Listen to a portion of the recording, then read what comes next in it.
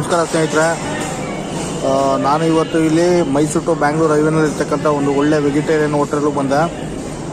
ಯಾಕೆ ಅಂತಂದರೆ ತುಂಬ ಮಳೆ ಇತ್ತು, ಸಖತ್ ಮಳೆ ಬರ್ತಾಯಿತ್ತು. ಮತ್ತು ನಾನು ಸುಮಾರು ಬೆಳಿಗ್ಗೆ ಒಂದು 11 ಗಂಟೆಯಿಂದ ಇಷ್ಟೋ ತನಕ ಎಲ್ಲ ಕೆಲಸಗಳು ಮುಗಿಸೋ ತನಕ ಮಳೆಯಲ್ಲೇ ಓಡಾಡಿದೆ. ತುಂಬ ಸ್ಟ್ರೈನ್ ಆಗಿತ್ತು.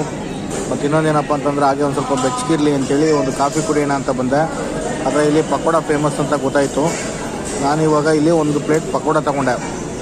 ಇದು ಆನಿಯನ್ ಪಕೋಡ ತುಂಬ ಚೆನ್ನಾಗಿದೆ ಅಂತ ಹೇಳಿದ್ರು. ಆ್ಯಕ್ಚುಲಿ ನನ್ನ ಸ್ನೇಹಿತರು ಇಲ್ಲಿಗೆ ರೆಗ್ಯುಲರಾಗಿ ಬರ್ತಾರಂತೆ. ಅವರು ಫೋನ್ ಮಾಡಿ ಹೇಳಿದಾಗ ನನಗೆ ಗೊತ್ತಾಯಿತು.